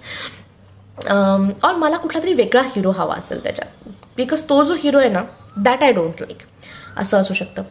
इथून पुढचं मार्केटिंग असं असणार आहे की ज्याच्यामध्ये त्यांना माहिती असेल मला कुठला हिरो आवडतो आणि माझ्यासाठी जेव्हा ती ॲड येईल ना तेव्हा कदाचित त्याच्या तो हिरो असेल आणि नंतर एक मुलगी पण बाईक चालवत असेल आणि ते दोघं जण त्या बाईकवरनं जातील आणि थम्सअप और कोका कोला पितील. This is possible because they know what I want, what I really like, आणि who are they who know everything. This is the big data. ठीक आहे. तुमच्याबद्दलची ही सगळी माहिती तुम्ही विलिंगली शेअर करताय. So if I am searching some website, some articles जे आहेत वुमेन एम्पॉवरमेंट, फेमिनिझम, ठीक आहे, इको फेमिनिझम, माझ्या सर्च हिस्ट्रीमध्ये ते येतात. ॲट द सेम टाइम माझं जीमेल लॉग इन आहे, माझं फेसबुक पण लॉग इन आहे. कुठेतरी माहिती होतं ना या सगळा डाटा जनरेट एकत्र केला जातो आणि त्याच्यातनं इंटरप्रिटेशन करते एक स्ट्रॉंग AI की who you are, exactly what you like. आणि इथून पुढच्या काळात तर ते अजून अजून अजून अजून रिफाईंड होत जाणार आहे आणि अजून अजून टार्गेटेड मार्केटिंग होत जाणार आहे. सो लक्षात ठेवा, पहिली गोष्ट, देर इज नथिंग फ्री. तुम्ही प्रॉडक्ट आहात, तुम्ही तुमचा डाटा विलिंगली देत आहात. ह्याच्यातनं आता असं वाटेल की ह्याच्यात वाईट काय मला जसं आवडते तशी ॲड ते दाखवतायत, मला जी प्रॉडक्ट घ्यायची आहेत ते दाखवतायत. Why are you against it? I am not against it. This is going to happen in near future and I am not at all against it. What I am against is मी जो data share करते ना मला त्याची actually किंमत नाही माहिती आहे आणि आपल्यापैकी कुणालाच खरंच माहीत नाही आहे. ह्या कंपन्या त्याच्यातनं पैसे मिळवतात, त्याच्यातनं हे सगळं सोशल नेटवर्किंग साईट्स वगैरे मेंटेन होत आहेत आणि एक कुठलं तरी मोठं काहीतरी घडतंय. पण आपल्याला माहित नाही की how much this data is valuable to us. ठीक आहे. मी काही छोटी उदाहरणं सांगते, तुम्हाला पण लक्षात येऊन जाईल. पहिली गोष्ट तर राईट टू फॉरगॉटन आपल्याकडे नाही आहे. आणि जेव्हा आपण टीन्समध्ये आहात तुम्ही किंवा तुमच्यापेक्षा काही अजून यंग लोक, आपण मिस्टेक करतो. ठीक आहे. इट माइट बी मी आधी कोणातरी वेगळ्याबरोबर रिलेशनशिपमध्ये होते आणि आता मी त्या व्यक्तीबरोबर रिलेशनशिपमध्ये नाही आहे. But we have our photos, our conversations, the comments we made on the social media, they are public. ठीक आहे. ते नाही जाणार आहेत तिथनं. ठीक आहे. ते तिथे तसेच राहणार आहेत. So this is one thing. Second is me काय सर्च करते. तुम्ही बरेचदा बघितलं असेल, तुम्ही जे काही सर्च करता तिथे खालती एक येतं की we use cookies to give you better experience or something, आणि तुम्ही ब्लाइंडली आय ॲग्री करून टाकतो. आपण सगळेच करतो बिकॉज त्यावेळेला आपल्याला ती माहिती जास्त गरजेची असते किंवा ते शोधायचं असतं. यासाठी काय कुकीज, काय इन्फॉर्मेशन गॅदर करणार आहेत माझ्या मोबाईलमधनं, ह्याच्यात सगळी लहान मुलांची गाणी आहेत. ठीक आहे. So you say I agree. पण त्याच्यात तुमची बरीच इतर इन्फॉर्मेशन असू शकते. The sites that you visit, तुमचे अकाउंट्स इन्फॉर्मेशन असू शकतात. ह्याच्यातनंच काही गुन्हे जसं की अकाउंट हॅकिंग आणि इम्पर्सोनेशन हे घडू शकतात. ठीक आहे. You really don't know the value of data that you are sharing willingly. आपण काय करू शकतो, यातल्या काही गोष्टींना थांबवण्यासाठी तुम्ही आणि मी खूप छोटे आहोत. आपण AI रेव्होल्युशन तर थांबवू शकणार नाही आहोत, आपण बिग डाटा थांबवू शकणार नाही आहोत, त्याचे कॉन्सिक्वेन्सेस थांबवू शकणार नाही आहोत, इंटरनेट ऑफ थिंग्स थांबवू शकणार नाही आहोत. What we can do is we can build a castle around us. ठीक आहे, so we can be protected in our own castle. पहिली गोष्ट तर be very sensitive about the passwords that you are using. Change them frequently, हे सगळे लोक सांगतात. ठीक आहे, मी काही खूप वेगळं सांगत नाही आहे. I am not a cyber security expert or anything, पण this is the knowledge that I gathered reading those things that I am interested in. ठीक आहे, so account hacking is a reality, impersonation is a reality. त्याला बळी पडू नका. तुमचे password protected ठेवा. तुम्ही जेव्हा एखादी इन्फॉर्मेशन शेअर करता आहात, विलिंगली शेअर करता आहात, तेव्हा खरंच विचार करा थोडासा फ्युचरचा, की हे खरंच करणं गरजेचं आहे का? ही खरंच इन्फॉर्मेशन मी कुठे गेले, काय केलं, हे खरंच करणं गरजेचं आहे का? मी फक्त माझ्या काही क्लोज फ्रेंड्सना मला एखाद्या हॉटेलबद्दलचा काय रिव्ह्यू वाटतोय तो लिहून कळवला तर नाही का चालणार? जर तुम्हालाच असं वाटत असेल की हे डन नाही, मी असं करते, तर तसं करा. जर का तुम्हाला वाटत असेल की नाही मला खूप बरं पडतं जेव्हा मी कोरावरती विचारते ना की how is your experience in this hotel आणि मला 10 आन्सर्स मिळतात, so I am that kind of person, लिहा. ठीक आहे, इवन गुगल मॅप्सवरती तुमचे काय जे कमेंट्स आहेत ते लिहा. फक्त लिहिताना एक विचार करा की कदाचित 10 years डाऊन द लाईन तुमचा कदाचित एक बिझनेस असेल, तुमच्याकडे असे काही कस्टमर्स येतील आणि ते लिहितील. What kind of sensitivity you would like them to have. ठीक आहे, ती स्वतःत आणायची प्रयत्न करा. हा आपण जो एक एम्पथी म्हणून मुद्दा बघितला होता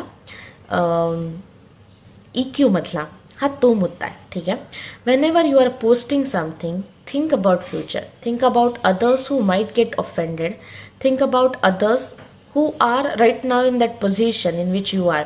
Simply comment anything, simply say thumbs up or thumbs down. So विचार थोडासा करून जर का ह्या गोष्टी करू शकला, त्यांच्या शूजमध्ये स्टेप इन होऊन जर का हे करू शकला, तर तुम्हीच तुमचा डाटा जास्त, तुमच्या डाटाला तुम्ही व्हॅल्यू देऊ शकाल. जर तुम्ही ती व्हॅल्यू दिली तर कंपन्या किंवा मोठे जे बाकी लोक जो हा डाटा कलेक्ट करतात तेही द्यायला लागतील. दुसरी याच्यातनं एक गोष्ट होते जी कदाचित आतापर्यंत तुमच्यापैकी काही जणांनी एक्सपिरियन्स पण केली असेल, ती म्हणजे स्टॉकिंग आणि हॅरासमेंट. स्टॉकिंग होता तो गुन्हाच आहे, त्यामुळे त्याच्याबद्दल तुमच्याकडे लीगल काहीतरी उपाय आहे. हॅरासमेंट पण मोठ्या प्रमाणात होते आणि हा असा एक मुद्दा आहे की याच्याबद्दल मला थोडंसं डिटेलमध्ये पण बोलायला आवडेल. हॅरासमेंट तर वेगवेगळ्या प्रकारची असते. पहिली गोष्ट तर जेव्हा आपण हॅरासमेंट करतो एखाद्याच्या व्ह्यूजबद्दल, एखाद्याच्या लुक्सबद्दल, एनिथिंग, ठीक आहे, तेव्हा आपल्याला लक्षात येत नसतं की आपण पण बायस्ड आहोत. ठीक आहे, जर का आपण आत्ता असं एक स्टेटमेंट केलं की वी ऑल आर बायस्ड, तुम्ही सगळे ॲग्री कराल, येस वी आर बायस्ड. आपल्याला काही गोष्टी आवडत असतात, काही गोष्टी नसतात आवडत, काही आपले लहानपणापासूनचे ठोकताळे असतात. मला माझ्या आईच्याच हातची ही गोष्ट आवडते. आणि is it being biased? Up to some extent yes, जर का, कारण मी खूप कमी लोकांच्या हातची ती गोष्ट खाल्ली असेल, पण मला माझ्या आईच्याच हातची आवडते. असं आपलं एक असतं की मला हाच असं आवडतं, मला हे असंच केलेलं आवडतं. आपले खूप चव असतात आयुष्यात आणि आपण आहोत बायस, सगळेजण आहोत. पण मग आता हे बायसेस कसे व्यक्त होतात सोशल मीडियावरती? फार हॉरिबल आहे. ठीक आहे, उदाहरणार्थ मी अगदी सिम्पल आणि साध्या गोष्टी सांगते, पण तरी पण मला ना भोपळ्याची भाजी आवडत नाही, but I just don't hate it. ठीक आहे, पण जेव्हा मी लिहिते ना सोशल मीडियावरती, मी लिहिते I simply hate the food that deserve. ठीक आहे, I disliked it. It was not according to my taste. It was a little bit odd for my taste, but the word we use is hate. ठीक आहे, hate is a big word. ह्याच्याबद्दल एक PG वुडहाऊसची गोष्ट आहे, ती मला खूप सांगायला आवडेल. पुलंनी PG वुडहाऊसबद्दल लिहिलेला एक लेख आहे. PG वुडहाऊस ब्रिटिश लेखक आणि महायुद्धाच्या काळात ते फ्रान्समध्ये होते. फ्रान्समध्ये असताना त्यांनी बर्लिन रेडिओवरनं काही टॉक्स दिले, त्यामुळे ब्रिटिशर्स त्यांच्यावरती चिडले आणि त्यांनी काय टॉक्स दिले ह्याचा विचारही न करता त्यांच्यावरती खूप निंदा नालस्ती झाली. त्यांना फार अपमानास्पद वागणुकीला सामोरं जावं लागलं आणि तिथे असताना ते थोडे दिवस कैदेत होते. फ्रान्सला असताना 60च्या वरच्या वयाच्या लोकांना स्थानबद्धता होती, त्याच्यात ते होते. बऱ्याच काळानंतर त्यांच्यावरचं सगळं बालंट गेलं, ते काही चुकीचं बोलले नव्हते हे कळलं. ब्रिटिशांनी त्यांना सर पदवी दिली, बाकी सगळ्या चांगल्या गोष्टी झाल्या. पण एका व्यक्तीने नंतर त्यांची मुलाखत घेताना विचारलं होतं की डोंट यू हेट जर्मन्स. आणि पी जी वुडहाऊसने दिलेलं उत्तर खूप अप्रतिम होतं. त्यांनी सांगितलं होतं I don't hate in Plurals, I don't hate all the Germans. ज्यांनी माझा हा छळ केला त्यातल्या कदाचित एखाद्या व्यक्तीबद्दल मला वाईट वाटणं किंवा मला असं वाटणं की तो अत्यंतिक घाणेरडा व्यक्ती, हे साहजिक आहे. पण म्हणून I should not blame all the Germans. हे ना स्वतः नाझी जर्मनीच्या हातातनं छळ सोसून आलेला लेखक म्हणतोय. ठीक आहे. आणि आपण हेट हा टर्म इतका इझिली वापरतो. आपण सोशल मीडियावरती एखाद्याला हॅरॅस करतोय हे लक्षातही न घेता we comment on their post which is actually a harassment. जर का रिअल लाईफमध्ये त्यांच्यासमोर बोलला तर ती हॅरॅसमेंट असेल. एखाद्या मुलीबद्दल असं बोलणं हॅरॅसमेंट असेल. एखाद्या मुलाबद्दल पण त्याच्या विचारांची अशा प्रकारे मजा उडवणं हॅरॅसमेंट असेल. पण जस्ट बिकॉज ते सोशल मीडियावरती आहे, जस्ट बिकॉज तिथे तुम्हाला ना एखाद्याला समोर एक्झिस्ट नाही करत आहे ती व्यक्ती, तुम्हाला त्याच्या तोंडावर नाही बोलायचं आहे आणि तो कदाचित फार नियर फ्युचरमध्ये तुमच्या समोर यायची शक्यताही नाही आहे. त्यामुळे ते हॅरास करणं सोपं आहे. हे जे बिग वर्ड्स आपण वापरतो, ठीक आहे, हेट, यु नो, अजूनही बरेच वर्ड्स आहेत. मी फार एलॅबोरेट नाही करत, तुम्हालाच थोडासा याच्यावरती विचार करता येईल. पण लक्षात घ्या, आपण एका सेल्फ व्ह्यू कन्फर्मेशनवाल्या बबलमध्ये राहतो. आपले फ्रेंड्स कोण असतात? ज्यांना आपण ओळखतो, जे लाईक माइंडेड्स आहेत. आपण सबस्क्राईब कोणाला करतो यूट्यूबवरती? जे आपल्याला आवडतं, जे आपल्याला पटतं. आपण ट्विटरवरती पण कुणाला फॉलो करतो? जे मित्र आहेत, ज्यांना ओळखतो, जे आवडतात. न्यूज पण कुठली बघतो? जे आपल्याला पटते. So this is all self confirmation. I am great, I am great, I am great. ठीक आहे. एक छोटासा स्टडी आहे जो असं सांगतो की प्रत्यक्षात जर का तुम्ही मित्रमैत्रिणींच्या ग्रुपमध्ये बसलेला असाल ना, तर you spend 30% of time talking about your self. मी इथे असं गेलो होतो ना, तेव्हा मी असं केलं, आणि तिथे ते होतं ना, ते असलं भारी होतं. You do that 30% of time, आणि remaining 70% of the time you listen to others. Because जेव्हा तुम्ही ग्रुपमध्ये असता तेव्हा तुम्हाला तेवढाच वेळ स्वतःबद्दल बोलायला मिळतो. तुम्ही जर का सतत स्वतःशीच बोलत असाल तर त्या ग्रुपचा काय अर्थ आहे? स्वतःबद्दलच बोलत असाल तर बाकी ग्रुपचे लोक बोरही होऊन जातील. पण हेच सोशल मीडियावरती 70% of the time you speak about your self. ठीक आहे, you don't speak about others. So आपण अशी व्यक्ती बनत जातो की ज्याला असं वाटतं की मला सगळं माहिती आहे, मला सगळं येतं. मला पर्टिक्युलरली हे कॉम्पिटिटिव्ह एक्झामिनेशनचा अभ्यास सुरू करत असणाऱ्या विद्यार्थ्यांना सांगायला खूप आवडेल की जेव्हा आपण हा अभ्यास करत असतो ना, तुम्हाला लक्षात येईल कदाचित की तुमचे जे इतर कॉलेजमधले मित्रमैत्रिणी आहेत ना, त्याच्यापेक्षा तुम्हाला थोडं जास्त माहिती आहे. त्यांच्यापेक्षा तुम्ही 4 पुस्तकं जास्त वाचलेत. त्यांच्यापेक्षा एखाद्या गोष्टीबद्दल तुम्हाला ओपिनियन तरी आहे. बाकी लोक म्हणतात ओके असं घडतं का, आय डोंट नो. तुम्हाला ते घडतं हे माहीत असेल आणि प्लस तुम्हाला ओपिनियन पण असेल, which is a good thing. ठीक आहे, नॉट अ बॅड वन. पण त्याच्यामुळे ना कुठेतरी कसं अभिमान पण येतोय. नो, आय नो, तुम्हाला माहीतच नाही आहे, तुम्हाला कळतच नाही, तुम्ही वाचतच नाही. आणि त्याच्यातनं आपण ज्या कमेंट करायला लागतो त्या हॉरिबल असतात. हे हळद्या हळकुंडाने पिवळं होणंच असतं. पण त्याच्यातनं आपण जी जातीय तेढ पसरवतो बरेचदा जे धर्मांवरती बोलतो. ठीक आहे, आपण खूप लहान होतो अजून, म्हणजे इन 30s 20s. ठीक आहे, लोकांचे जन्म गेले ह्याच्याबद्दल अभ्यास करून, ह्याच्याबद्दल विचार करून. We are actually nobody. आपण एक ब्लिप होत या सगळ्या एंटायर कॉस्मॉस बदला. आणि त्या ह्याच्यात आपण आपल्या ओपिनियन इतक्या स्ट्रॉंगली, इतक्या ह्यानी भांडून टाकायच्या. आणि ह्याच्यात आपण काय करतोय? We are hampering our studies, we are hampering our potential of success just because we want to have some instant gratification and someone saying oh you are so knowledgeable, well read, etcetera etcetera in a comment. That person might not even exist. ठीक आहे, पण तुम्हाला कुणाकडनं तरी ते appreciation हवं असतं, ते लगेच हवं असतं. बिकॉज तुम्ही आत्ताच एखादी NCERT संपवलेली असते किंवा तुम्ही आत्ताच एखादं वर्ल्ड वॉर वरचं पुस्तक वाचून संपवलेलं असतं. आणि यू डू दोज थिंग्स. आणि आपण त्याला कदाचित ना हॅरासमेंट पण म्हणत नाही, पण ती आहे ॲक्च्युली हॅरासमेंट. आणि त्याच्यामुळे बरेचदा लोकांचा सेल्फ एस्टीम हे होतं. बरीच लोक शेलमध्ये जातात. त्यांना असं वाटायला लागतं मला नाही कळत, मला नाही व्यक्त होता येत, मला ना इतकं चांगलं लिहिताच येत नाही, माझं इंग्लिश नाही आहे चांगलं, बऱ्याच गोष्टी. ठीक आहे, जेवढं जमेल हे टाळा. आपण बायस्ड आहोत, आपण बायस असतो, आपल्याला सगळं माहीत नाही आहे हे स्वतःला जेवढ्या वेळा सांगता येईल तेवढं सांगा. हंबल राहणं काही फार वाईट नाही आहे, ठीक आहे. इनफॅक्ट त्याच्याने आपण जो EQ मधला एक मुद्दा बोललो तो मोटिवेशन, तो अजून टिकेल. मोटिवेशन अशा अर्थाने की ठीक आहे अजून वाचते, अजून सर्च करते, जर मला व्यक्त व्हायचंच आहे तर अभ्यासपूर्ण व्यक्त होते. मला माहिती आहे जर का तुम्हाला चाणक्यात तुमची जी काही लेक्चर झाली असेल त्याच्यात हे पण सांगितलं असेल की व्यक्त होणार असाल, अभिव्यक्ती स्वातंत्र्य प्रत्येकाला आहे, पण ते थिल्लरपणे वापरायचं स्वातंत्र्य नाही आहे. आपण 47ला जेव्हा स्वतंत्र झालो तेव्हा इतक्या लोकांच्या बलिदानानंतर स्वतंत्र झालोय, इतक्या लोकांच्या मेहनतीनंतर मिळालेलं ते स्वातंत्र्य आहे, ते असं फुका वाया घालवायचं नाही आहे. तर का व्यक्त व्हायचंच आहे तर ते व्यक्त होणं हे अभ्यासून प्रकटावे असं असलं पाहिजे. ते करण्यासाठीचा प्रयत्न पाहिजे आणि ना त्याचा माज नाही असला पाहिजे की मला येतं, माझ्या पिअर ग्रुपमध्ये मी सगळ्यात जास्त वेल रेड आहे. तुम्हाला कदाचित माहिती असू शकतं की हो मी वाचतेय, मी करतेय, पण ते प्रयत्न आहेत. तुमचा पिअर ग्रुप ना तुम्ही चूज करता आणि वासरात लंगडी गाय शहाणी असते. So you might be that लंगडी गाय, पण चांगल्या गायीपेक्षा तर तुम्ही लंगडी गाय आहात, राईट. सो हे लक्षात ठेवा आणि जेवढं शक्य आहे तेवढं अशा प्रकारच्या हॅरॅसमेंट सोशल मीडियावरती टाळूयात आपण. So this is about you being the product. आणि अजून एक गोष्ट म्हणजे जेव्हा असं इमोशनली चार्ज वातावरण असतं तेव्हा there are factors in the community which are taking advantage of that, ठीक आहे.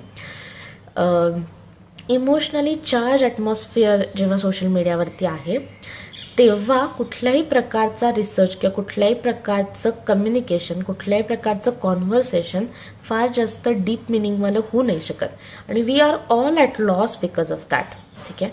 सो हे पण एक विचार करण्याची गोष्ट आहे आणि म्हणून थोडंसं एम्पथी वापरून, थोडंसं फ्युचरचा विचार करून अशा प्रकारच्या गोष्टी सोशल मीडियावरती व्यक्त होण्यासाठी वापरल्या पाहिजेत.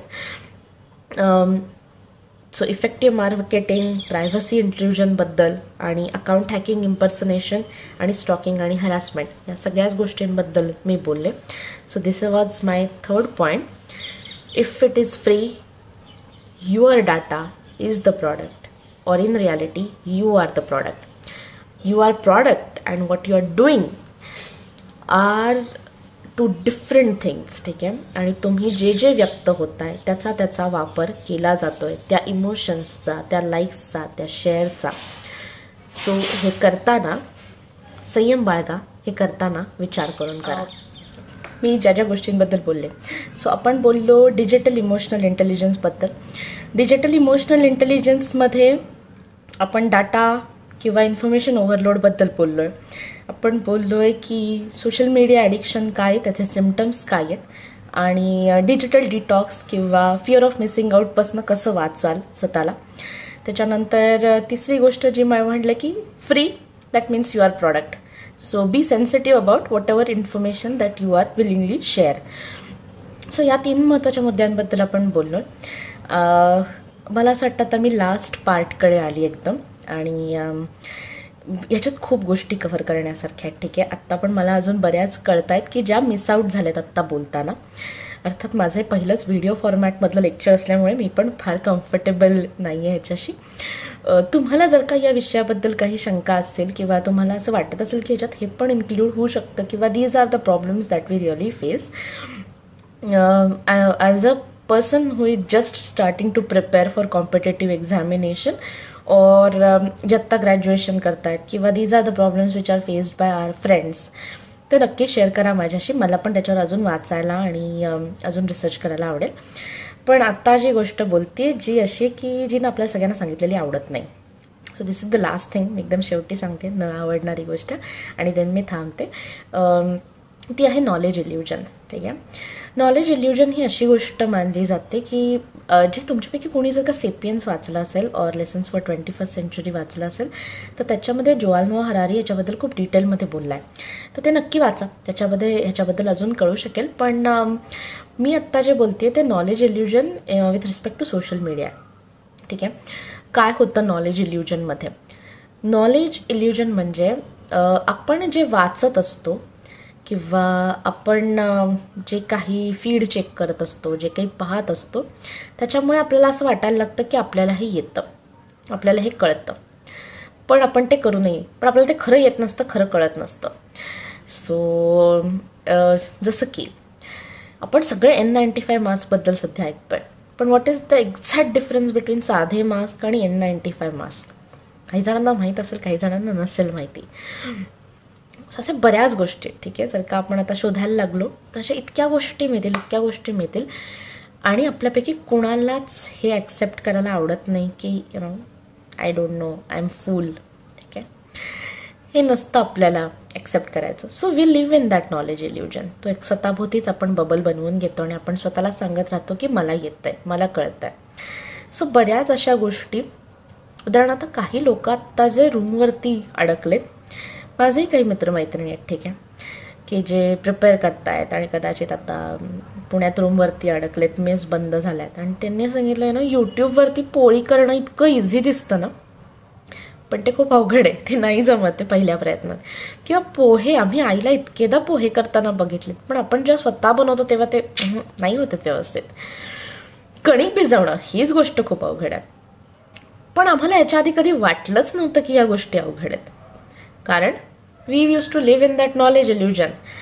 पोळी पानात येते, आपण कुणाला तरी पोळी करताना रोज बघतोय, ह्याच्यामुळे असं वाटतं की हे आपल्याला पण येईल, की ह्याच्यात काय अवघड आहे, किंवा पोहे करण्यात काय रॉकेट सायन्स आहे ना, मी UPSCचा अभ्यास करते, मी MPSCचा अभ्यास करते, पोहे तर असे बनवेन. पण इन रियालिटी कळतं यार त्याच्यापेक्षा एखादं पुस्तक वाचणं सोपं नाही जमत आहेत ते करायला. So this is the knowledge illusion that I am speaking of. आपण because of this well connected world आपण सगळे नॉलेज इल्युजनमध्ये जगतो. फक्त तुम्हीच नाही, मी पण.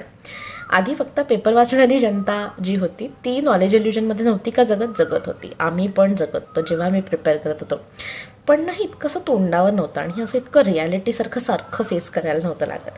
तुम्हाला जास्त फेस करावं लागतंय आणि त्याच्यातनं होणारे जे दुष्परिणाम आहेत ते पण जास्त भोगावे लागणार आहेत. आणि अर्थातच आता आम्ही पण त्याच एका इंटरनेटने कनेक्टेड जनरेशनचा पार्ट असल्यामुळे आम्हाला पण लागणार आहेत. इनफॅक्ट सगळ्यांना लागणार आहे, त्याच्यात तुम्ही आम्ही असं काही राहिलंच नाही आता. सो याचा काय परिणाम होतो? याचा सगळ्यात महत्त्वाचा परिणाम असा होतो की आपल्याला ना आपल्यापेक्षा कोणी हुशार आहे किंवा आपल्याला कोणी सल्ला देऊ शकतं हे पटत नाही, आणि त्यामुळे कोणीतरी कानी कपाळी ओरडते की घरी राहा, आत्ता सध्या घरी राहा, बाहेर जाऊ नका. आपल्याला नाही पटत. आपल्याला असं वाटतं ना, Sweden is also doing hard immunity approach. आपल्याला काय पडलं, आपण इतके दिवस कशी काय आपली इकॉनॉमी शटडाऊन करू शकतो. इव्हन USA अजून क्लोज डाऊन नाही झालंय. Just because we are reading about it आपल्याला असं वाटतं की आत्ता जे सांगितलं जातंय ते चुकीचं आहे, किंवा हे जे लोक सांगतात त्यांना माहितीये का ग्राउंड रियालिटी, हे कधी आलेत का आमच्या गल्ली, त्यांना कळतंय का. दिस इज द नॉलेज इल्युजन. ठीक आहे, कदाचित तुम्ही बरोबर असाल, कदाचित हार्ड इम्युनिटी अप्रोच पण बरोबर असेल, पण सध्या जे सांगितलं जात आहे ना ते सगळ्यांसाठी सांगितलं जात आहे. आणि काही लोक ज्यांना असं वाटतं की ज्यांना जास्त कळतं आणि जे मास्क बांधत नाहीत आणि जे घराबाहेर निघतात, और त्यांना असं वाटतं ना आमच्या कम्युनिटीत काही प्रॉब्लेम नाही आहे, आमची सगळी कम्युनिटी फॉलो करते, ती दुसरी कम्युनिटी ते फॉलो करत नाहीत, असं ज्यांना वाटतं, अशा खूप साऱ्या लोकांमुळे हा नॉलेज इल्युजनचा बबल एकदम फुटतो. एखाद्या दिवशी त्यांच्या समोर फुटतो, पण तेव्हा गोंधळ काय उडतो की आपल्याला ऍक्सेप्ट करायला नाही पटत की ओके मला नव्हतं माहिती, झाली मिस्टेक, असं आपण जनरली करत नाही. वी टेक द अप्रोच की सो वॉट मग, आणि हा डेंजरस आहे. सायंटिफिक बेंड ऑफ माइंड जेव्हा एंटायर कम्युनिटी किंवा एंटायर जनरेशन लूज करते तेव्हा काय होतं ह्याचे खूप भयानक परिणाम आपण इतिहासात पण बघितलेत. आपल्या ह्या नॉलेज इल्युजनचा बबल फुटल्याने आणि आपल्याला मग जो तो एक ॲरोगन्स येतो ना, because we don't want to accept our ignorance, त्याच्यातनं हा सायंटिफिक बेंड जात चाललाय. कुठल्या तरी एक्सपर्टचं ऐकलं पाहिजे, कुठल्या तरी व्यक्तीला आपल्यापेक्षा कदाचित जास्त कळतं, ह्याच्याबद्दल कुठेतरी एक थोडीशी जाणीव असली पाहिजे, ती जात चालली आहे.